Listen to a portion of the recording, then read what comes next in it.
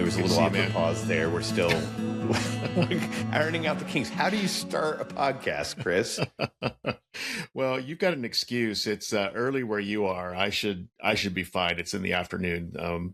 My brain should be functioning, but nevertheless, here we are, Gabe. Yes, here we are. I'm on my third cup of coffee already. Anybody's keeping track, and it's like 6:30 in the morning. So there you go. Do the math.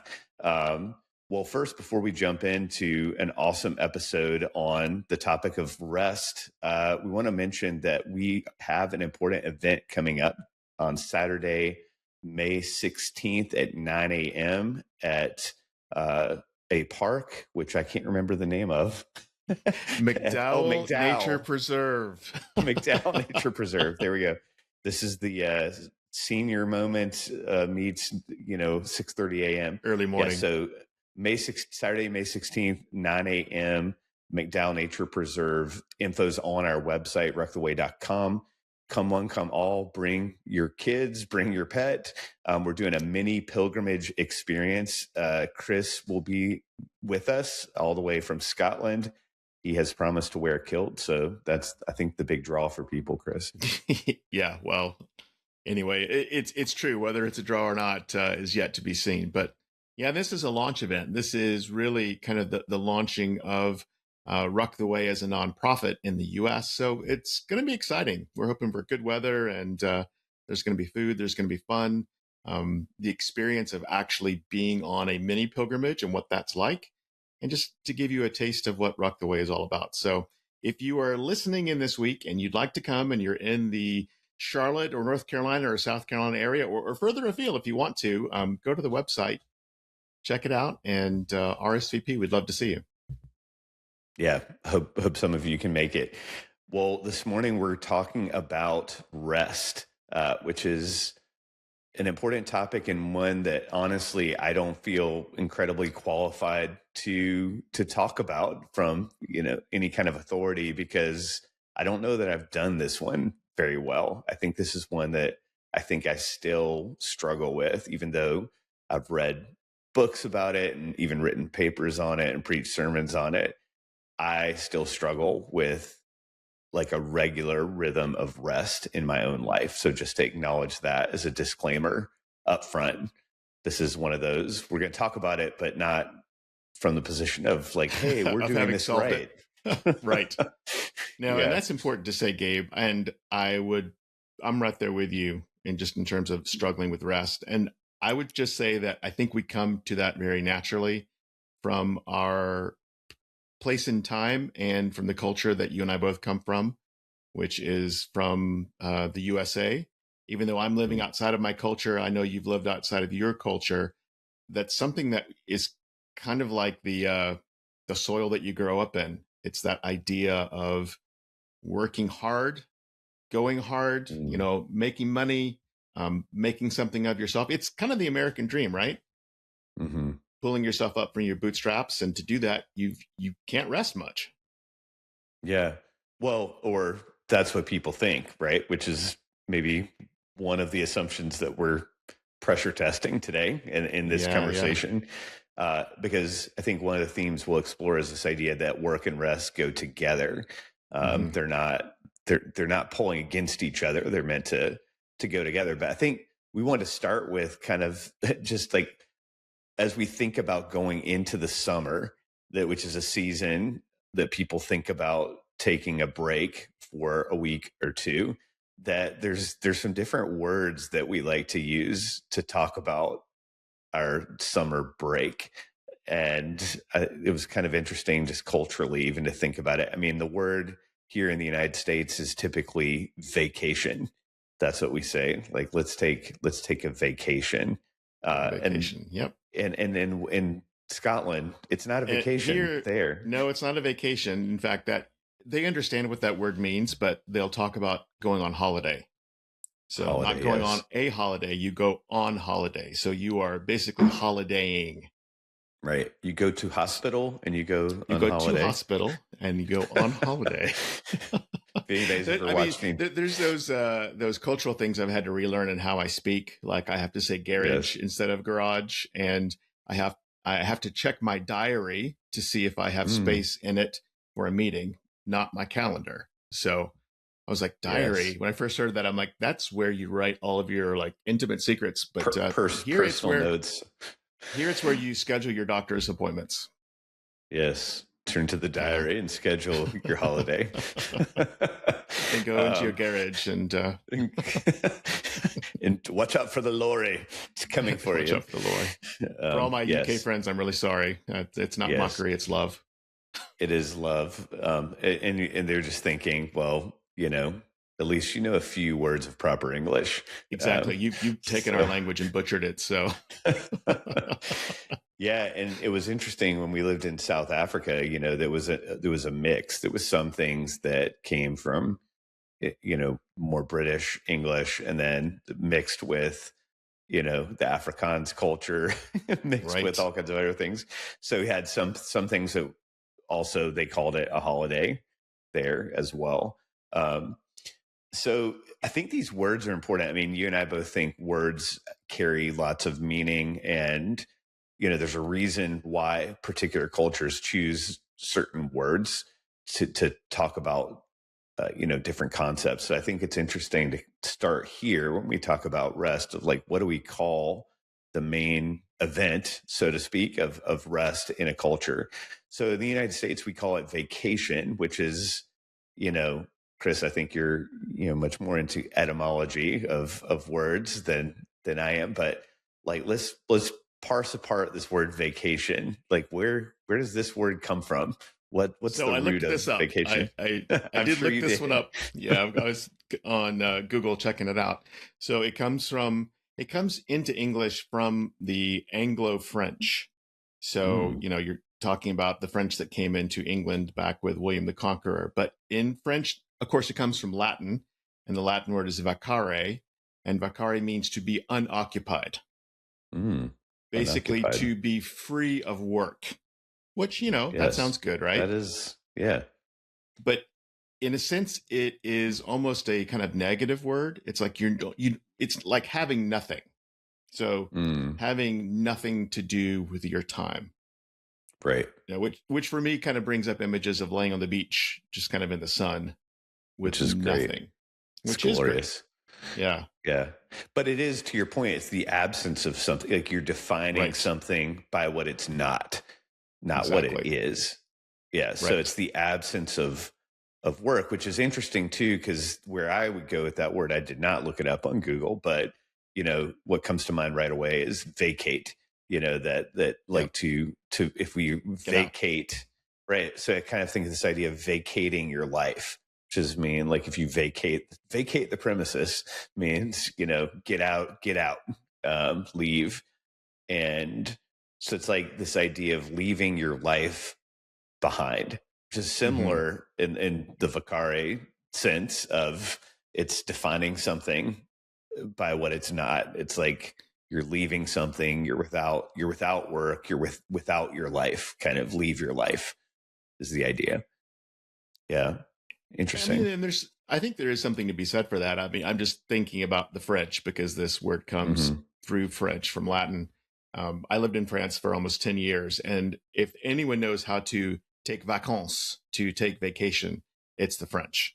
I mean, in France, you were never more than 5 weeks away from a 2-week holiday. So when the French, famously have a lot of this time off built into their life schedule, to the school schedule. Yeah. And, when people go away in the summer in France, they will take a month at least. And by law, they have that much. I mean, I knew people that had 13 to 14 weeks of paid holiday time or vacation time built into their work year in France. Wow. And that wasn't strange. So, I think from an American perspective, I look at that and I think, wow, I mean, how does the economy still survive in France? Right. People are taking that much time off, but it does. Maybe not to the level that the American economy does, of course, but it's like their priorities are different. They've chosen certain things and let other things be not as important because their time off or their vacating their work life is such a high priority. Yeah, interesting. Yeah, and I think it's important to not come at these conversations from a perspective of judgment, just of curiosity. Like, It's oh, this different. is interesting because there's probably pros and cons to these different ways of viewing things. And you're right. Like that's a great insight that their prioritization is just different. And so Exactly. you're prioritizing, getting away from your work on a more regular, lengthy basis, which is fascinating. Um, I mean, it makes me want to move to France, honestly, right Yeah. now.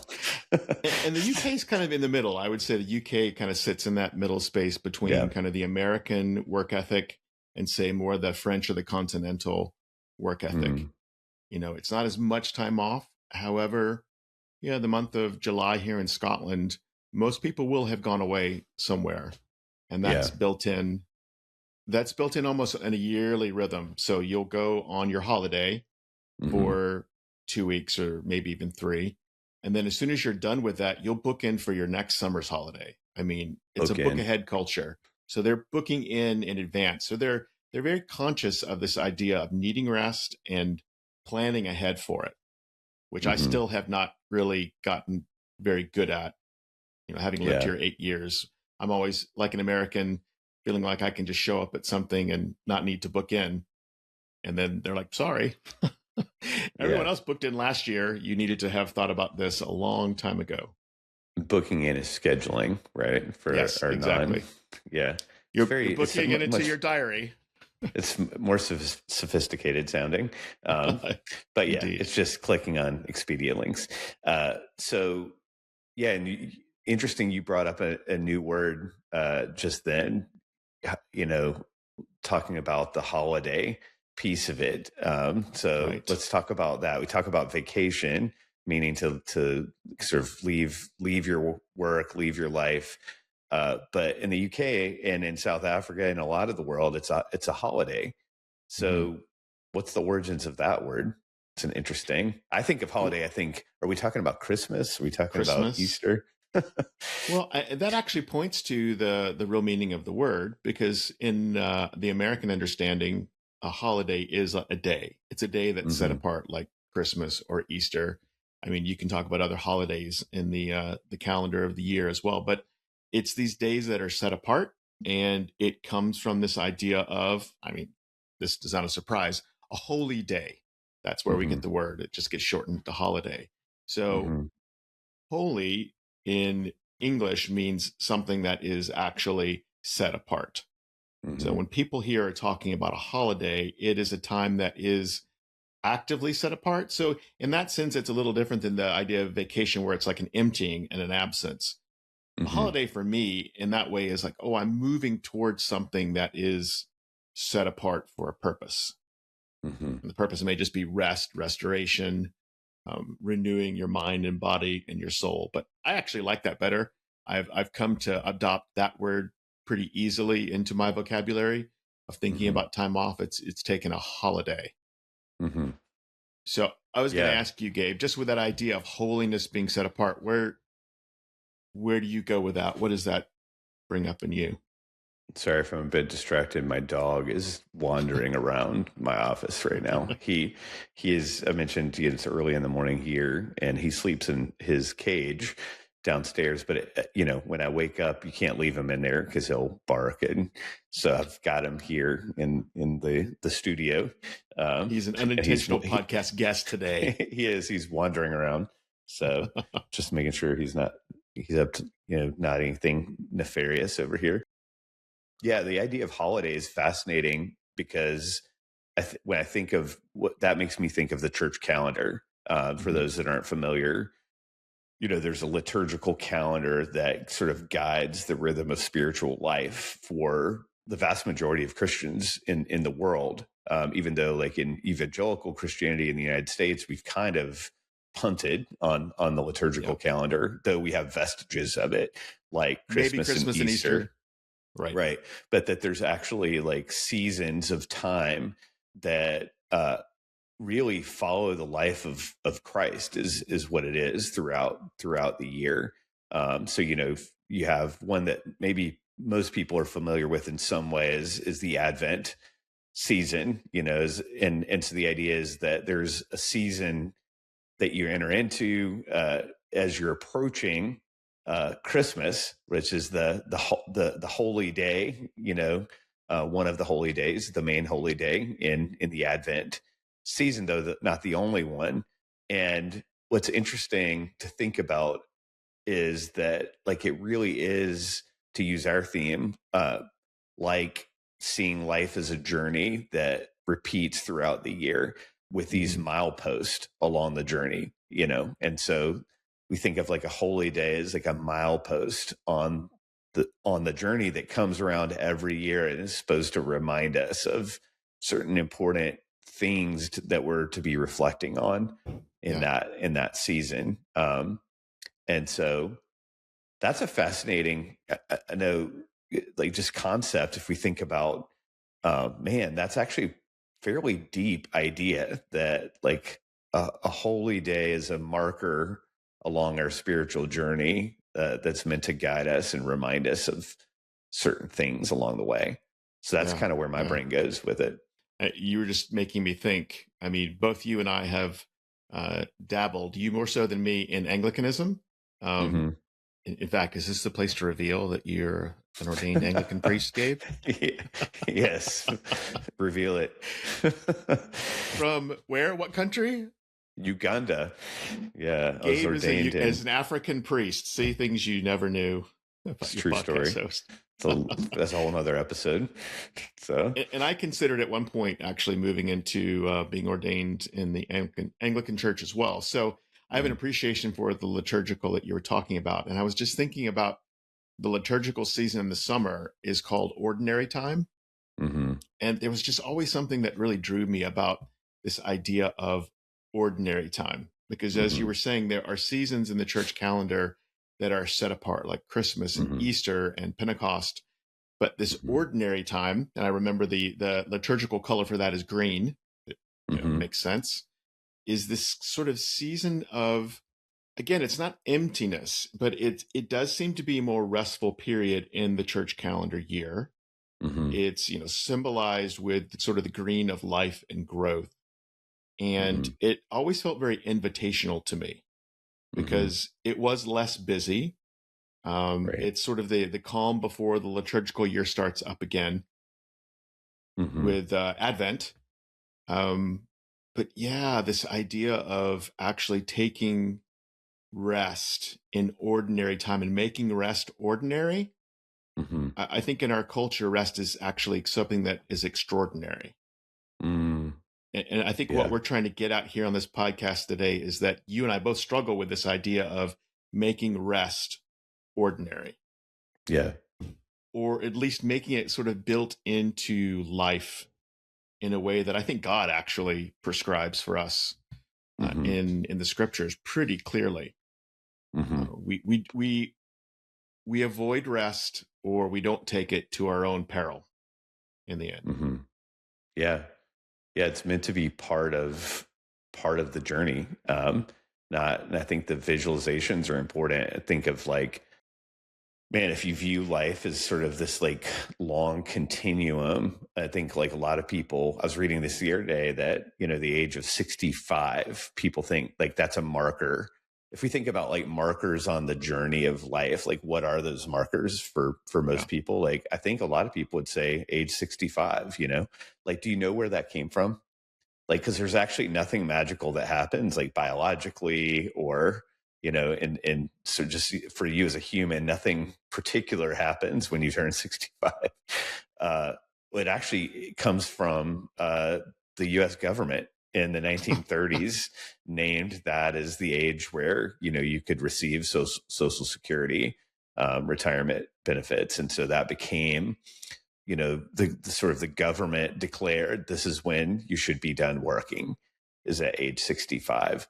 And so I think what that does is, like, as adults, like, it sets us up to see our work life, at least, is this continuum that begins somewhere in our, late teens, early 20s. We begin to work, and then work dominates our life until age 65. And then we kind of have this idea that after that, that's when we get divorced from work and live our best life and, fulfill and somehow find our rest. Somehow that's when we rest, is that we rest sort of the end. And I think that is sort of the concept of, like, if we're to visualize it, it would be like work, work, work, work, work, where rest where you can, but really this is 40 years of work. And where that's like the dominating feature of your life. And then all of a sudden, if you've done the work correctly, if you've saved correctly, then you can cash in all your chips, yes, and move into a community where you do nothing but rest. And so I think what we're talking about, and then go to a rest home.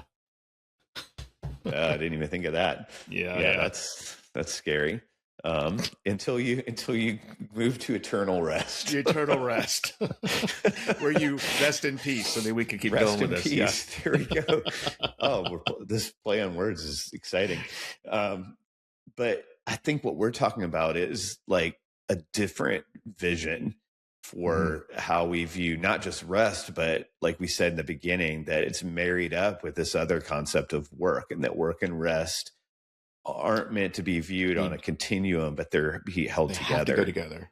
Yeah. I mean, Gabe, you were just talking about the U.S. government setting 65, and I have the sneaking suspicion that was done with lots of lawyers running actuarials about how long people live, and how the government did not want to pay a certain amount of money for pensions, etc., Social Security, because they figured that people were going to quickly die after that date, and as lifespans increased, that I know that's happened in Europe, is that they've wanting to push up the retirement age because people are living longer and the government doesn't want to pay. So there's nothing beautiful about that number. It's actually pretty self-serving and selfish on the behalf of the government and other entities. Yeah, the government's not out for our good. Who knew? The government's not out for your personal interest. Wait. The government, I thought, wanted me to rest and actually, have my Mai Tai on the beach. No. The government wants their money. Right. Yeah, no, right. It's fascinating. And so this idea, they go together, but they go and not just go together, but they go together, not so much in a linear way, but more so in a cyclical way. And I think that's what we're beginning to get into with this idea of like the liturgical calendar, and like how we're invited, use that word, which I think is a powerful word, where it's an invitation to live differently. And so like, that's the question, I think, like, what does it look like for work and rest to go together in a rhythmic way that leads and contributes to human flourishing? And so there is I think we have to go back to the beginning, to, like the beginning of the true story of the world. Like, it's fascinating that like right at the beginning of the story, we find this idea of work and rest going together, and some pretty explicit sort of instructions about how they're to go together, and with what frequency. And so like, if our culture says, hey, rest when you're 65, or rest when you can, or rest when it's convenient, what does this counter narrative of the scriptures have to say about work and rest? Yeah. Well, I think what we're talking about here is Sabbath. And Sabbath is a very specific Hebrew word that is talking about this time that is set aside by God. It's not something that humans came up with, but that God actually kind of bakes into the very creative order that we see that in the book of Genesis, that, and most people are familiar at least with a bit of this story, but on the seventh day, after he creates everything that we see, hear, and experience, and creates man in his image, he rests on this seventh day, and he sets it apart for rest. When you think about, did God need to rest on that day? I mean, was he somehow exhausted by his creative work? I think we would all pretty much agree and say, no, that's not the case. Yeah. God didn't need to rest, but what he was doing in that day, I believe, is, again, baking something into creation for the good of creation, and particularly for the good of his creation that bears his image. Again, that we ignore to our peril. Yeah. Yeah, that's in the fabric of the universe, so to speak. Right. That somehow rest is baked in as this concept, and that's not really meant to be a choice. It's really meant to be, it's sort of like, well, it's a choice only as much as like drinking water is a choice. You're like saying, I'm not against drink. Like, I don't drink water. It's like, well, then you're probably not going to be alive for very long. Exactly. You got about 3 days. You do have a choice, but right. That's right. But I think it's a similar kind of way. It's something that's baked into what it means to be human and what leads to human flourishing. And so, yeah, as you mentioned, the story of he creates and does all this labor to create and then rest. And then later we're given that as part of the divine law instruction that you're to work for 6 days because God worked for 6 days. And on the seventh day, you're to rest from your labor. Yes. Yeah. And so it's a weekly rhythm that we're meant to live into, which there's some important things to say there. All right, everybody, we took a little break because my dog had to go outside. So the dog's got to go. The dog's got to go. This is life. He was like, I don't know when you're planning to take rest, but I'm needing right now for you to take a break. I'm going to make my rest room your floor if you do not. See, there's another the rest room. There's another one. Yeah, that's a weird one. Is this really what you're doing in there? You're resting from your work? Some people I've heard go to the bathroom as a way of, escaping the work. But yeah, like this idea of like Sabbath being baked into the creation is really fascinating, and that it's meant to be, not once a year, not when you get around to it, certainly not after age 65. Like there's no differentiation made, in terms of like what leads to human flourishing of like, hey, you should have a whole season of nothing but rest. Like that's not the idea. Instead, it's this idea of like, no, like as you go through life, you live life in this circular rhythm of the 7-day week, and that it, and importantly, that it's on the seventh day you rest. So it's work for 6 days, and then there's you take rest from your labor. Which is, I think, an important concept. I think we tend to think of that as something that is good for us as like embodied spirits, that our bodies need rest. Yeah, and that's true. As I get older, I realize how much more rest my body needs to recover. But we tend to think of it only in that kind of sphere of the physicality of being human. We need to rest. But I think that when God actually bakes into creation, this idea of rest, it's much more than that. It's not just a good for our physical bodies, but it's good for our relationship with him. Sort of that spiritual link between created thing and creator. And I'm just thinking about how God commanded the Jewish people through the law to every 7 years. So again, it's that period of 7 to not plow their fields. It's the concept called the Shemitah. So every 7th year, God commanded the Jewish people in the Old Testament, this year you leave your fields fallow. You don't plant them. You let what grows there just grow, and you trust that I will actually provide for you in that year. So that invitation to let the land rest was an invitation for human beings to actually trust God in a way that is hard for us to do. Do you trust that I will provide when I'm asking you to lay these things down? And you look at the scriptures and you realize the Jewish people didn't do that. In fact, they so famously ignored that principle that God says that's the reason for the Babylonian exile, which happens in the Old Testament, where the Jewish people spend 70 years of exile in Babylon, so that the 70 Shemitahs that they did not give to the land to rest are given finally to the land. So again, it's this idea of rest being baked in, rest actually inviting us to trust, and consequences if we don't. So I'm not saying we're like the Jews in the Old Testament. I understand we're not there, but it's an interesting way of showing that God takes this thing seriously. And when he calls his people to do it, they ignore it to their peril. But it's not just so that they can sleep well or that their bodies can recover. It's so that something deep in us as human beings that wants to take control and make our own way forward and make our own destiny is challenged by this idea of rest. Yeah.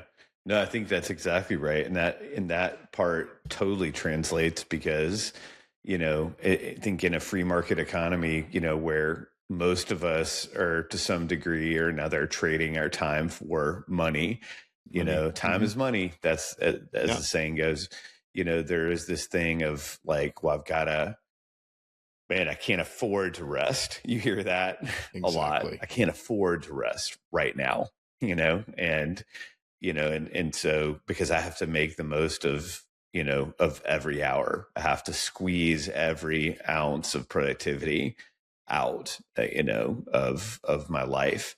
And so we have this concept which is, I think there's a lot of assumptions under that, right? Like if your flourishing is up to you entirely, if your belief is human flourishing is really up to the sweat of my brow, that it's really, man, I like interest. And what I'm not saying is I'm against hard work. I'm totally for hard work. Right. We're not judging that. We're not talking about like being lazy. What we're saying is this idea on the other side of that is, man, I have to squeeze everything out every second, and I think like in modern life, it's not just a job, but it's like, we find ourselves working to achieve in every area of our life. And, I know for a lot of people listening, they have kids that are in sports and athletics. And, it used to be that back in the day, certainly when I was growing up, there was no youth sports on Sunday. That was for Saturday. It was kind of culturally understood that, hey, we're all taking a breather on Sunday, and that is no longer the case. Now there's kids events, 7 days a week.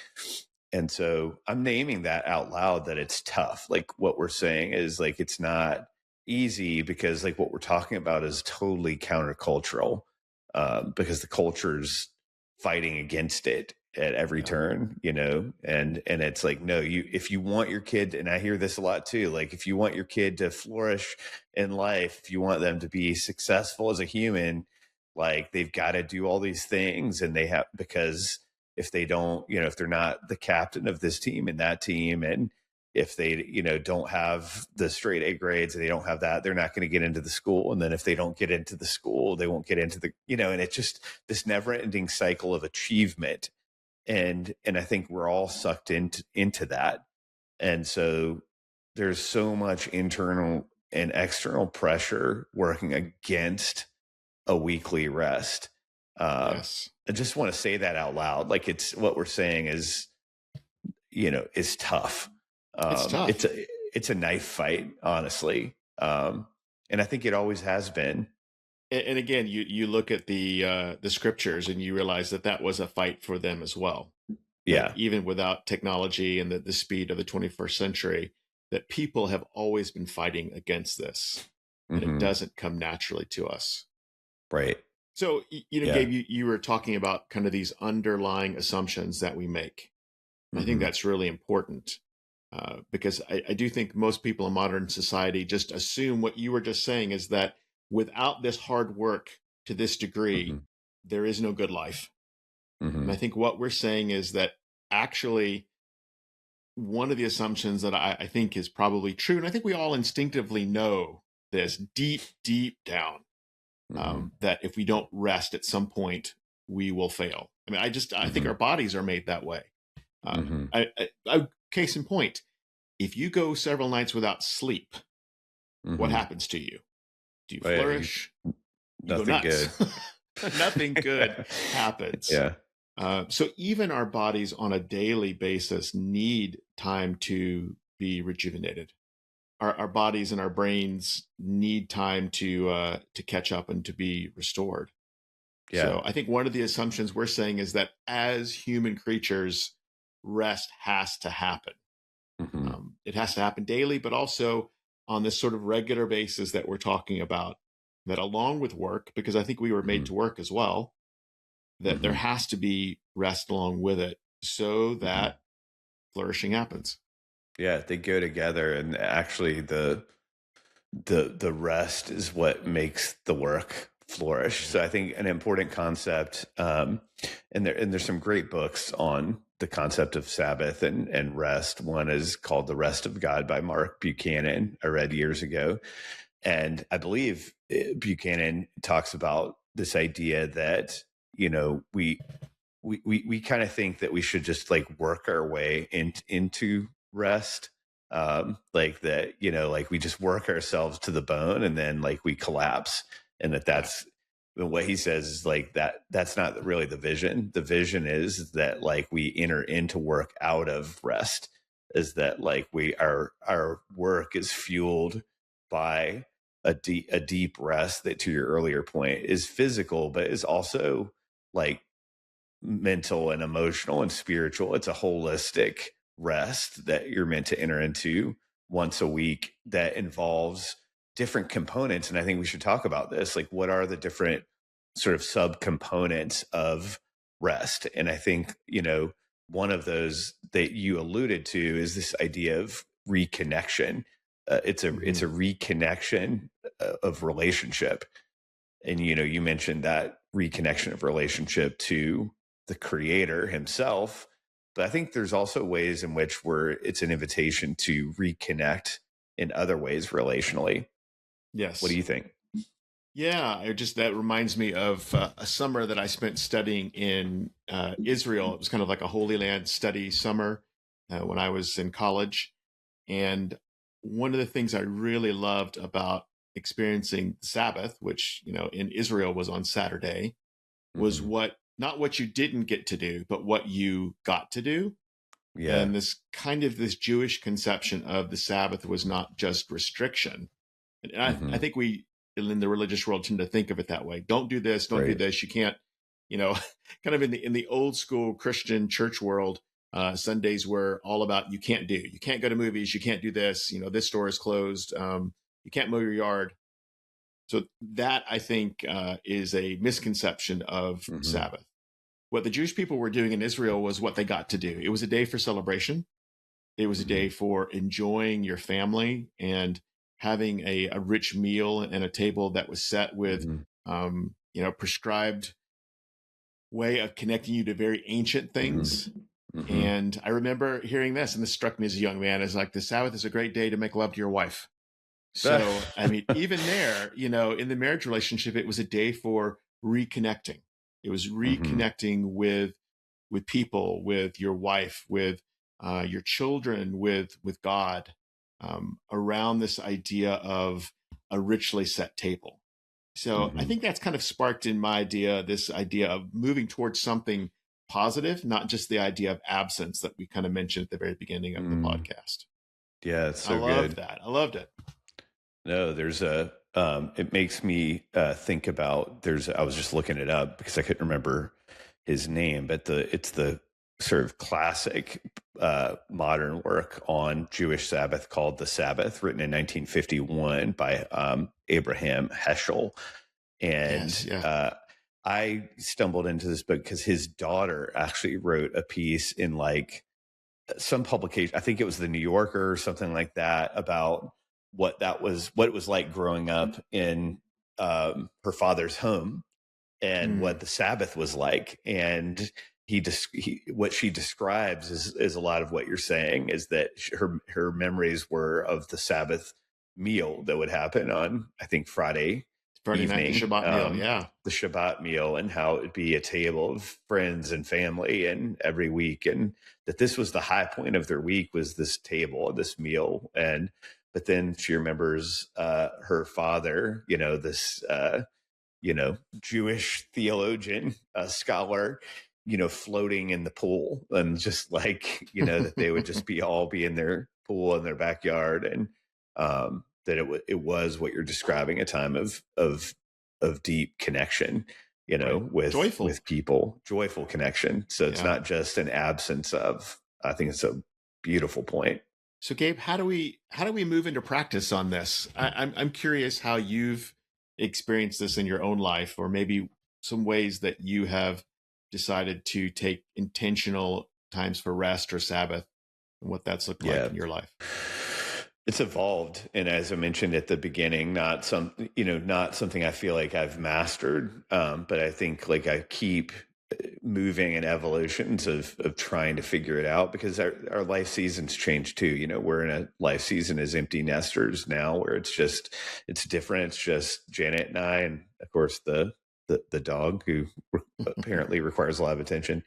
And then, Madeline comes home for the summer and things like that. But so I think in every season you kind of have to like reevaluate and figure out what does rest look like. But I think, to our conversation, the one non-negotiable is the weekly rest, and like, what is weekly rest? And what I've realized is I don't get a pass on that, and not out of like moral guilt, out of like, hey, if I want to flourish as an almost 50-year-old person, like, I've got to have a day of rest.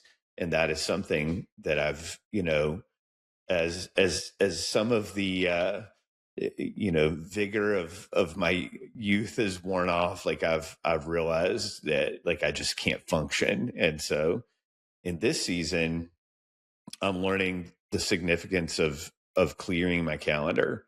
So if you were to look at my calendar, there on Sundays, there's nothing on there. I don't schedule things on Sundays. And there's always an exception here and there. Sure. You're coming to visit, and I have to pick you up at the airport, so that's going to be on the calendar. Sorry. Chris is messing up my Sabbath rest, everybody. Just want you to know, it's in my diary. It's on my calendar. In your diary. Yeah. So I think just you said the word priority earlier. So I think, what is the priority? I think there's a prioritization in our lives right now of, Sunday. And I'll tell you something I've wrestled with, just to name something hard out loud, is that, we've really wrestled that like going to church on Sunday isn't particularly restful in this season. And I'm saying that here in a public forum. And I don't know entirely, that doesn't mean we never go to church on Sunday, but it's something that I would just tell you we're wrestling with, because I think, at least in our culture, the formal church has become a place of lots of busyness and lots of requirement and lots of, and it's not, I just don't find it incredibly restful environment. So, my favorite time of our life was when it comes to rest and the day of rest, was when we lived in South Africa. We had a Friday night meal with our community every Friday night, the braai. I think Madeline would say like that was a marker of her childhood, like that she really looks fondly at. And it was connection and play and, just a great time that we looked forward to in the week, and then led into a Saturday of typically, not many commitments going on. And so I think I'm in a season of like longing for the community piece and not entirely sure how to work that out. So just a moment of vulnerability for me here. And I say that because I think there's also this thing in Christian culture where it's like people just present themselves as having it all figured out, and I want to be somebody that says like, well, I for sure don't have it figured out. I'm wrestling through. And this is one of those wrestlings for me of like Sunday's a day of rest. Not entirely sure how corporate worship fits into that for us right now. But I think there's also boundaries on other parts of life for me, boundaries every day, like cutting work off Yes. at a particular time every day. As you know, like in the world that we're living in with technology, and I largely work from home when I'm not traveling. It's so easy for work to just creep. Like you could be working until midnight, and I know a lot of people. I know a lot of my clients do. People that just they have dinner with their family and go right back to work, and they're crushing emails, until 11 o'clock at night. And I think it's incredibly sad and unhealthy. So I think as as a person who's getting older, I'd say like, man, cut it off. Like you've got to have boundaries on a daily basis, as well as the weekly piece. And then I think like we're still thinking through what is an annual rhythm of like an extended time away. What we have learned is that we need at least 2 weeks once a year, as a minimum, because I can't disconnect intellectually from my work with just a week of time away. Like by the time I think it's impossible. I'm feeling free from my work, the week is over. And so, right. We've started that the last couple of years, and that's something I've started recommending to clients as well. Is that take 2 weeks minimum, and to your point, plan it. Don't let hedge it. Things get in the way. Hedge it. Right. Yeah, absolutely. It'll bleed in, and it just won't be the priority. And there'll always be other things. So I think that would be my. I've said a lot there, maybe too much, but the weekly thing of, man, you've got to have a day every week with no commitments in the diary. You've got to have boundaries on a daily basis throughout the week, so that your sleep is good, and your mind and your heart aren't just complete chaos. And then I think you have to have once a year of at least 2 weeks. That'd be my parting shot. How about you, Chris? Like, how are you evolving in your own rhythms of thinking through this in your season? I mean, I would echo much of what you said, Gabe. I was just thinking about my context kind of in the full-time world of ministry. And you've been there too. You know exactly what that's like, is that ministry is one of those kind of jobs that bleeds into, or can bleed into, every moment of your day. So even if you sort of make a decision to kind of lay stuff down at a certain point in the day, ministry has this way of bleeding into every other moment. So if my wife Kirsten and I aren't careful, it's what we end up talking about, even in moments that we've set aside for joy or rest. Oh, interesting. Yeah. So and that's just hard to do. It's work with people. So we're people, and it's easy for us to carry that into the evening or the dinner conversation every moment. So yeah, I think for us, it's more just saying, listen, we're making a decision that we're going to lay this down. We're not going to talk about ministry stuff. You know what? We believe that the God of the universe actually has stuff in control. Again, it's that recognition that, hey, I'm not really the one in control here. God is much better at handling these situations than I am trying to figure them out. So I can let that down and rest, because I trust that he's got it. I'm not very good at that. I would say we're not great at that, but at least we're becoming more aware that temptation is there, and that we can't carry those things into everyday life. I mean, into moments that are set aside for joy. I think that's such a great point of like, how do which is probably a whole nother podcast of like, how do you discipline yourself? How do you prepare yourself so that you're not just talking about for us, that would be like actually talking about our business, which leads to talking about finance, which leads to like actually the most stressful conversations. And you're like, that is such a temptation. Even if you're like, my calendar's clear, but my mind's not clear. Right. And I think you're bringing up a great point. That really takes tough. Discipline. It's not a one and done. It really is, I think, beginning with awareness, moving towards making choices at each moment where your awareness hits on, oh, I'm going there again. I'm picking this thing back up. Time to lay it back down. Yeah. So that's one way. Another one, I would say, for me personally, I've recognized that I need a yearly rhythm of retreat. And for me personally, I am charged by taking a few days just by myself to go away and to spend some time with God. That's like a personal, I guess you call it a personal devotional retreat.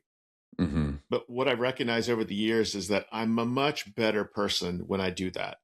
And my wife has recognized that too. She doesn't have that same need. She would actually rather go on retreat either with me or with some of her girlfriends. She gets charged by that.